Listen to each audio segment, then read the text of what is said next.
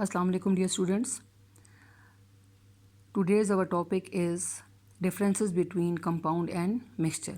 In the previous lectures we discussed compound and mixtures in detail with the help of various examples. Now you are able to differentiate them easily from each other. Look at the first one, difference between compound and mixture. It is formed by the chemical combination of atoms of the elements. Mixtures, it is formed by the physical combination of mixing of the substances. Here I have mentioned the examples with each difference or point. Here you can see water, it is a compound and formed by the chemical combination of hydrogen and oxygen in fixed proportion. Another example is sodium chloride. It is also a compound and formed by the chemical combination of sodium and chlorine in fixed proportion or fixed ratio. Look at the mixtures. Salt and water are mixed together and form a salt solution. It is a physical combination. Sugar and water, they are mixed together, form a sugar solution, and they are combined by physical combination. Clear? Now look at the second point. The constituents of compounds lose their original properties, while the constituents of mixtures, they retain their properties. So look at the example here. H2O. H2O, it is a compound. It is formed by the combination of two different gases. One is hydrogen gas, another one that is the oxygen gas. When these two gases undergo a chemical change, a new product or compound, water, is formed, which having its own characteristic. After the formation of water, hydrogen and oxygen, they lose their individual characteristics. Similarly, for the formation of carbon dioxide, when carbon and oxygen undergo a chemical change, they lose their individual properties and a new product or compound, carbon dioxide, is formed, which having its own specific characteristics. Okay. Now, mixtures. When oil and water is mixed, it is a physical combination. They do not undergo any chemical change, so they do not lose their individual characteristic. Similarly, when we add salt and water, which results in the formation of salt solution, so they do not lose their individual characteristic. Is that clear? Now look at the point number 3. Compounds always has fixed composition by mass. Mixtures does not have fixed composition by mass. Look at the examples. Here I have mentioned the formula of H2O. This one molecule of water contains two atoms of hydrogen and one atom of oxygen. So their fixed ratio is 2:1. Similarly, for carbon dioxide, one atom of carbon combined with two atoms of oxygen, having ratio 1:2. In case of the mixtures, when we add salt and water, so if we add 10 grams of salt in 25 ml of water, it representing the salt solution. On the other hand, if we take 25 gram of salt and add it in 50 ml of water, it also representing the salt solution. So it shows that this mixture having no fixed proportion or no fixed composition by mass. Is that clear? Now look at point number 4. The components of the compound cannot be separated by physical methods, while the components of the mixtures can be separated by physical methods.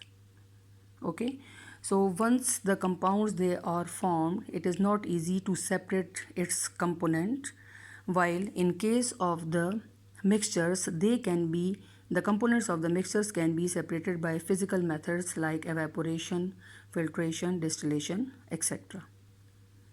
Now point number 5. Every compound is represented by its chemical formula, while the mixtures consist of two or more components and does not have any chemical formula. So compounds, as the elements making compound, they combine in a fixed ratio, so they can be represented by their chemical formula. So here I have mentioned the few formulas here, like H2O, this representing the chemical formula of hydrogen oxide or water, NaCl representing the sodium chloride, CO2 representing the carbon dioxide. While the mixtures cannot be represented by the chemical formula. For example, the salt and water mixture, it cannot be represented by any chemical formula. Now look at the next one difference. Compounds has homogeneous composition, while mixtures may be homogeneous or heterogeneous in composition. So how compounds, they has homogeneous composition? Once the components making up compounds, they combine in a fixed ratio, they appear in one specific form, so they having the uniform composition. But the mixtures, they can be homogeneous or heterogeneous on the basis of their appearance. Then the last one point, or the last one difference, the compound has sharp and fixed melting points or the boiling points, while the mixtures, they does not have sharp and fixed melting points.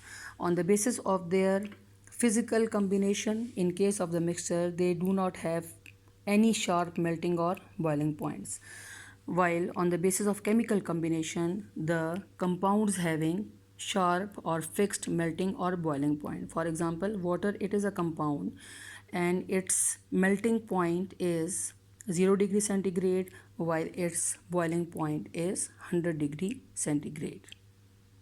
So these are the few differences which are given in your book, which I have discussed with the help of examples.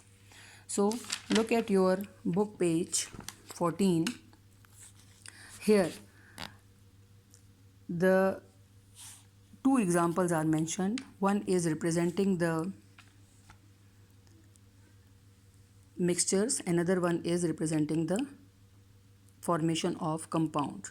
The components are the same. In the first one example, here you can see that this is the iron fillings, and second one, that is the sulfur powder.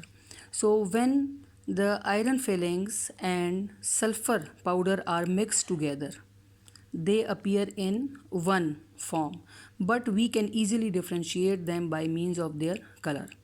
Iron fillings having blackish brown color, while the sulfur powder, it is yellow in color.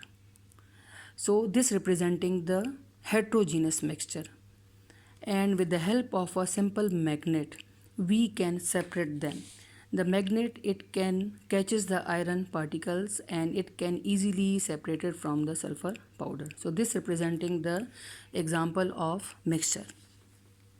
But when the same components undergo a chemical change, for example, if we take a test tube and if we pour some amount of sulfur powder in it and add some iron fillings in them and then heat it with the help of a spirit lamp, what will happen? By providing heat, the chemical reaction will start between the iron and sulfur, and both the components, they lose their individual properties and appear in the form of a compound which is black in color, that is iron sulfide. After the formation of this iron sulfide, if we use magnet here, so we can't separate the iron fillings from sulfur powder, because there is a compound is formed which having its own characteristics. So with the help of the same two components, you can clearly show the example of mixture as well as the example of compound. Is that clear? Look at the example which is also mentioned on book page 12, that is example 1.1. So here the two examples are mentioned. One is the example of water and sugar. So as you studied in the previous lecture, that when sugar it is added in water, it will make a homogeneous mixture. And the second example is if we add some amount of sand and water. So sand, it cannot dissolve in water, so it will representing the heterogeneous mixture. So must read that example from book page 12 also. I hope so the topic is clear to you.